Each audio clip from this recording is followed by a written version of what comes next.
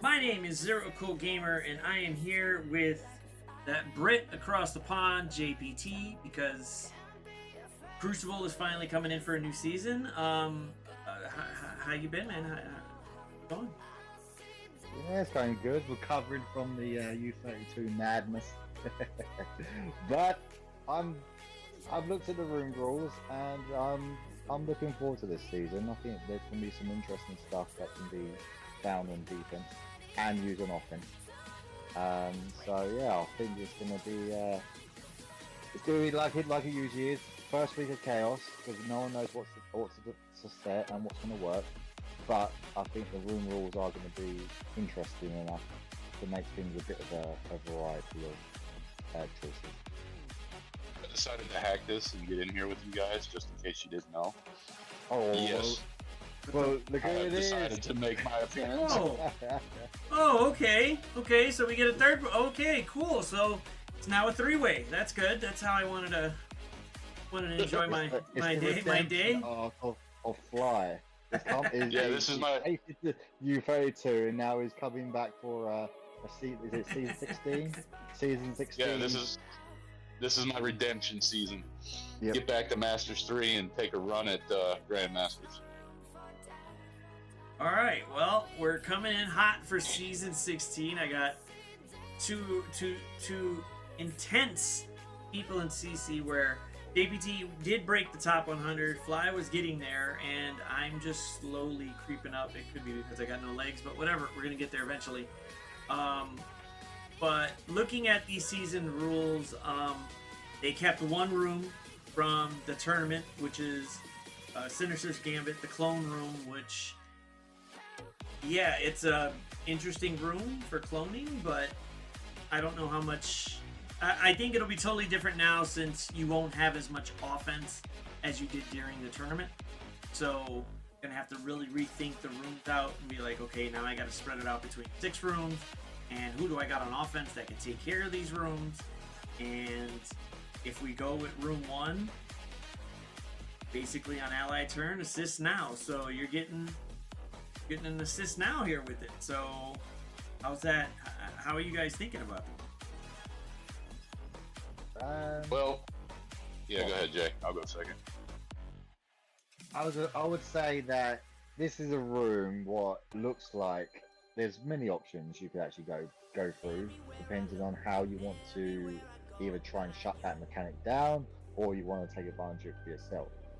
And it's a case of maybe a combination of a couple of fast characters with slow characters, or say a team like old school Illuminati could like benefit from it.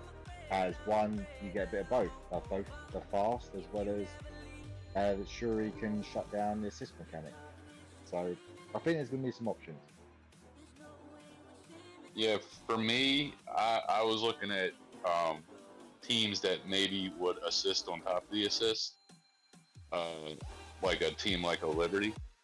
You know, you could throw a couple of them as skirmishers and get some assist, and then um,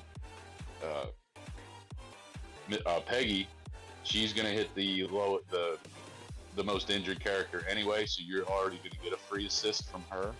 So that's what I was looking at for room 1, something, either fast or a team that actually assists and then get more assists on top of it. So that's what I was looking at. What? Just to throw a wrench in there. What if I decided, you know what? I'm gonna need Illuminati. I'm gonna throw some other team in there that does maybe benefit from assist. Throw them all as skirmishers.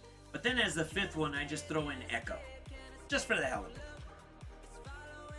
Yeah, that's gonna put a stop to the assist. We all know that. But if you do that, and somebody's got Odin somewhere else that you want to get, then it draws her out, and good luck with Odin. I don't want to take my chances with Odin.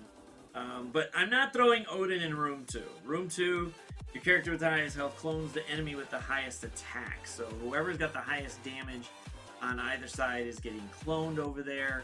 And then you're getting thrown in. I thought, you know what? Liberty's okay, they're not the strongest out there. They can be a pain sometimes, but they're pretty. Most of them are pretty slow. Peggy can hit hard, but she's slower than Falcon, and I threw Sus in there just because, but his damage is nowhere near G11, not G11, G20, and the the overpower of 11. So somebody else is gonna get canned here, then they're gonna get cloned here, then Sus. But what? How about you? How's on that? Well, considering in the U32 I used a cursed, and that was just a bad call on my part. I decided to, in this room, to mess with people, like put a faster team that also is going to control speed. So they will, the clone may get a chance to take a turn, because my experience in the U32, every clone that I had never got a chance to take a turn. So they just got wiped off the board. Liberty's not bad. You could also put maybe Illuminati in there if you wanted. But I guess for people, whatever worked for you in Room 2 might work this season. But like we said, you have more rooms to deal with now and less offense. So, yeah, I would either do a fast team or a team that can take a hit. So at least maybe you can do an efficiency system. JPT, how you feeling about Room 2? The way I see it is, so I think using Liberty could be a good option here, especially because a Liberty character by themselves aren't that impactful. So of course, if they come in and they clone a Liberty character, they're not getting much benefit from the room rule. But of course, whoever they bring in, Liberty is cloning their team, and you potentially could get something that could help change the fight mode. So it depends how you want to go. You want to go for like a team that take advantage of the room rule, and they just enhance your defense as it is, or like I said, using a team like Liberty or a team that doesn't have impactful characters by themselves, then that means that that's who they have to clone, so they're not getting much benefit themselves. Well, Room 3, this beautiful one, you gain ability energy when you gain extra energy when you gain energy. And enemy dies, you gain another ability energy. And then ultimates cost 3 more, which means those hard hitters might not be able to get to their ult, but it kind of sucks for you as coming on the attack side too, because you're like, damn, now I can't get to my ult to defeat these guys. How do I do it? I like the fact that at the moment I do have Professor X. You can sub out Professor X for Odin, as impactful as in stopping speed bar, but is a pain just to deal with anyway. Emma's there so that way you kind of stop Starjammers or anyone else that wants to push speed, like Null and maybe a couple of symbiotes. Nightcrawler's there because he gets to speed up and he just wants to stop you in the face. So whether or not you bring somebody that stops speed or speed bar, he still gets to speed up and still goes. And Black Knight's just doing Black Knight things. So how are you guys on Room 3? Hey, go ahead, Jay. I would say this, at first glance, seems like Professor X room, because it's a lot of ways to kill Professor X is by either stunning him, shutting him down, using the ultimate abilities, whatever it is, like just get him off the map as soon as possible.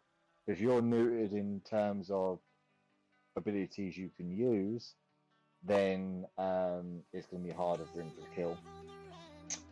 Or the other side is, because how much damage X does, if the defending team gets a kill, then energy starts getting generated, then your team starts to roll faster than the other team. So yeah, to me it feels like an X comp is going to be in here. There's a few different ones that you could use, but one that's similar to what you've got is what I used last season, and it worked well for me. So I'm probably gonna do something similar. Yeah, I agree. I think this is next room. If you don't have Xavier, like Z said, I would put Odin in. I wouldn't use Mephisto in this room. If you're considering using Mephisto on defense, this is not a good room for him. But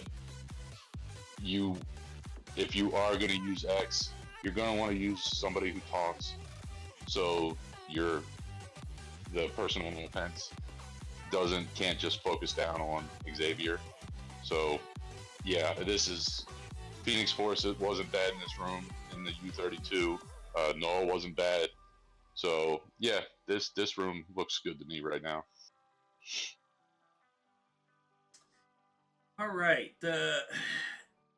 I saw the thing for room 4 and I was like, oh, this rule seems interesting. But then again, when I think about it, it's like you're basically saying there's 10 characters that are probably going to be used in this room, offense, defense wise, because of the room rule. You might see a character taken out or two, probably more on the Annihilator side, to utilize something else. Maybe Kapori, maybe Quasar, maybe somebody bigger than that, just to go ahead and help against Starjammers.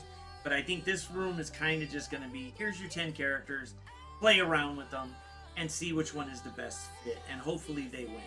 Otherwise, it's kind of like a giveaway room to, if you want to use them on offense, you could take one of the Annihilators, throw them with Starjammers, and it'll work. I chose Rocket to throw on the Annihilators to do it that way, but he doesn't give too much synergy with the rest of them as the others. So I don't know why. How would you attack this? Honestly, if I have my Annihilators on defense, then I'm probably just going to go after Starjammers and just be done with it.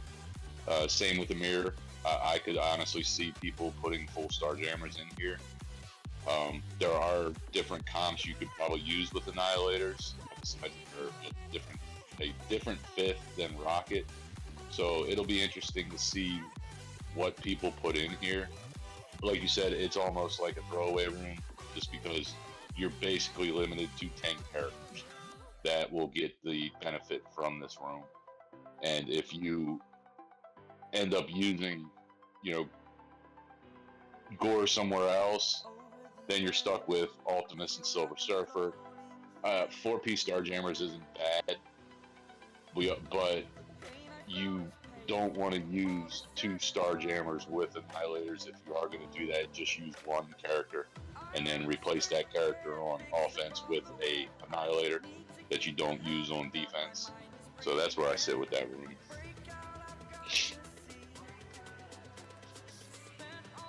Yeah,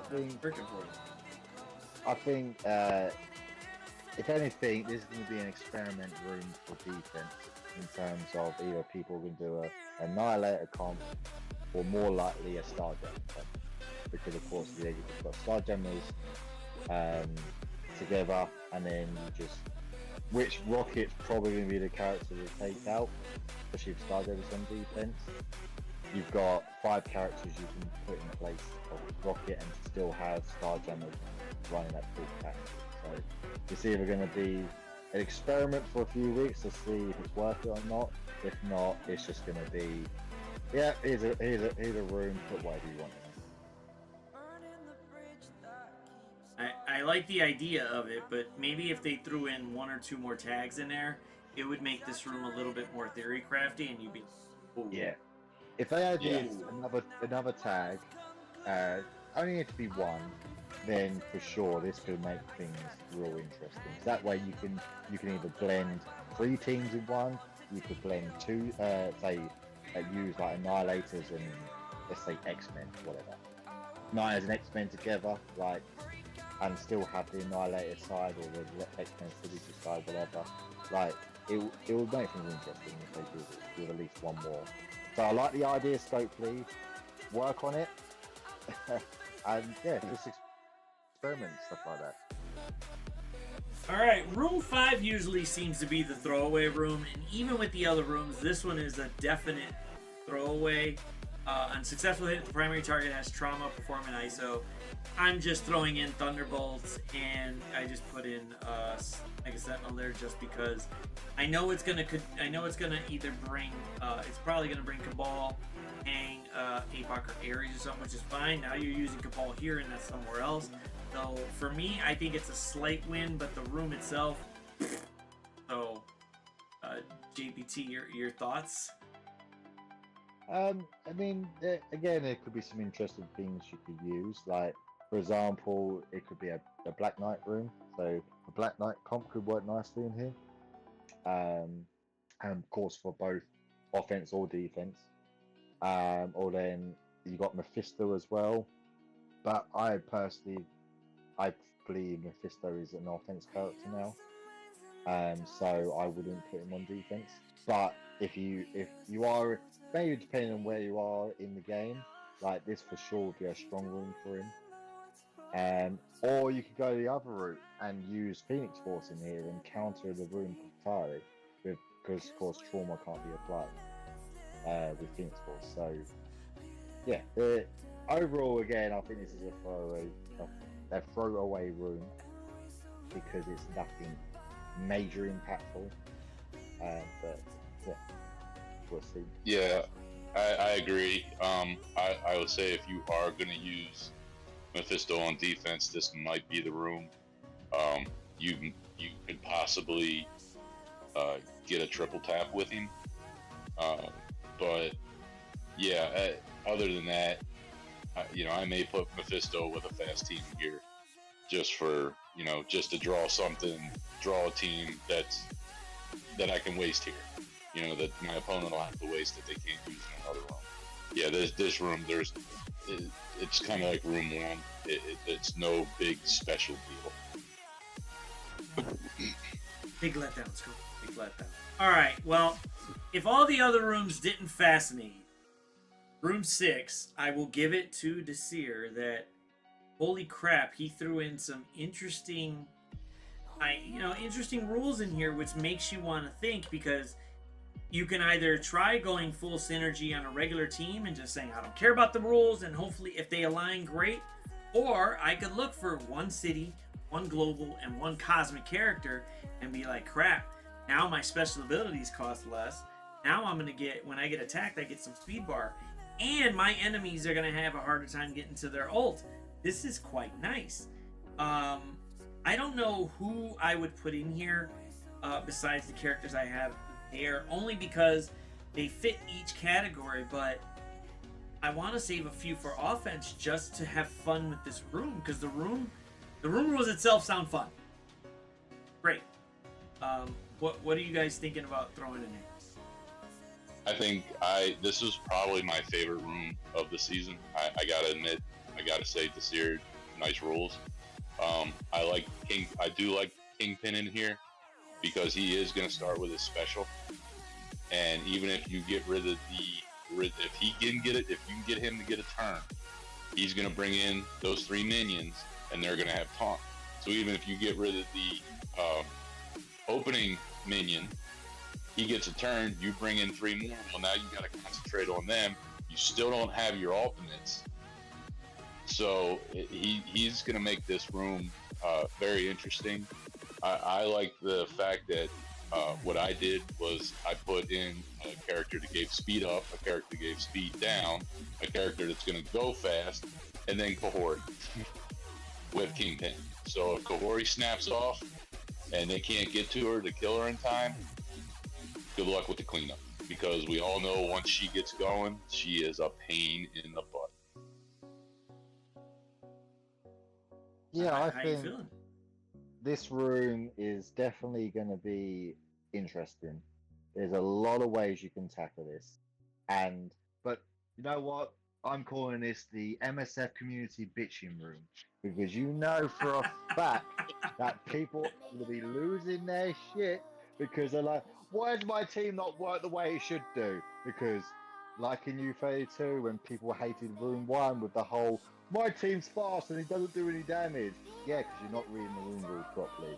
So this is for sure going to make people bitch and talk about it, but you know what's good? I want that to happen because I want people to be putting some real interesting, crazy teams in here and making people just basically lose because they're not reading the rule rules properly. But no, for all serious, I think this is a real fun room because it is trying to bring that element of theory crafting, and it's trying to push away from having to use, oh, here's Starjammers, oh, here's a Curse, oh, here's Immortal X-Men, you know, like the pre-made set team, and it just becomes the same thing every time. So if it does help to try and make you theory craft and think a little about who to put in and what to use and all kinds of stuff like that, then and you got to remember as well, like even if someone's got like a real horrible room in here, it does allow you to theory craft with the offense team that could be like a few random characters together, but because of the room rules, it now makes them a lot stronger as well. So it might actually be more an offense-based room as well. So to help you expand your own roster a bit more in terms of not having to use a major team to take out a room. So yeah, it's gonna be interesting. I think with this one, I'm just gonna have fun with it, and I like the fact that we got 3 unique rules in there that make you try to theory craft. There's no you could potentially just try to take a CC team in here, and they might fail because of the rules, and that's certainly gonna piss somebody off because they're gonna be like, damn it, this team should win. It's a Crucible team. Well, the Crucible team still kind of says, hey, you gotta go, according to the rules, and well, you just didn't have that ult where you normally would, or you didn't, they got some speed bar where you normally wouldn't get it. So, ooh, here goes the good one. Now, I hope it goes well with this, and we don't get the normal. Oh my god, yeah, the room is just bugged out, and you're just getting turn meter for no apparent reason. But I think this. I think so far we should be fine. Hoping. But if not, right now it'll be plus 5% per hit, but they'll probably be plus 25% per hit because of all the characters in the room. It'll multiply it by 5, so each hit is giving 25% speed bar to the whole team, and yeah, it's probably going to cause chaos that way. I don't think it's gonna go well, but I'm hoping for the best, expecting the worst. We'll find out when it comes here, when it comes over to it. But right now we're what? I was gonna say I do like the iteration of the 3 traits. I wish they would have done that with Room 4, as far as not the room rules, but added, like you guys said, added the 3rd team to Room 4, a 3rd tag, so you'd have 2 really good rooms to theory crafting. Yeah, I think if they would have did one more trait, it would have been on par for what we were thinking about. But we got what we got, so let's keep it that way. Yep. We're happy with it. Room 6 is going to be the room where we're going to have a majority of fun, which I'm hoping we do. But overall, I think this actual CC season is not going to be too rough until either someone, the community gets pretty quick counters, or a room is broken and you're just waiting till it gets fixed and pray that it gets fixed faster than it doesn't. So any lasting thoughts, you guys? Good luck everybody in CC, and I hope everybody that plays me loses. Oh, there we go. We'd say the redemption arc's on. He's taking no prisoners.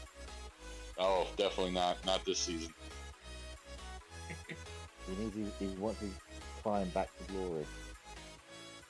I hope everybody has a good season. I know U32 wasn't the best, doesn't have the best taste in everybody's mouth right now because it was just so with it still counting towards the rankings. But now Fly has the redemption of the season. He has a goal, and his goal is to try to get back into the top 200, if not 150 or 100. And you know, he could just shake his ass around the room and be like, "Fuck yeah, I got a good defense. This is great, good, great." Yep. But if he drops any further, we hope to hear from Fly until he gets to smoke the weed and then gets high and then becomes very knowledgeable about the game again. Yeah, exactly. Yeah. If I drop any further, it might break me. Actually, yeah. I might break me. All right. Well, do all the normal stuff. Like, share, subscribe. Leave a comment down below. Tell us whether or not we're just dumb for trying to stick characters in here, or it's going to be very, very fun and smart to see how these interact with the rule. And hopefully everybody can pop out a win that we know. Otherwise, I want to thank JPT and Flyhi I want to thank JPT for showing up and Flyhi for hacking himself into it. That's what I want to thank. Yeah, thanks a lot. Thanks a lot, bro. Yeah, thanks. Fly. You got it, buddy. Hey, that's what I do best. Show up when I'm not wanted. All right, I will see you guys there. JPT, Flyhi, and ZKG rolling out. Bye. See y'all. It's nuts. Crazy.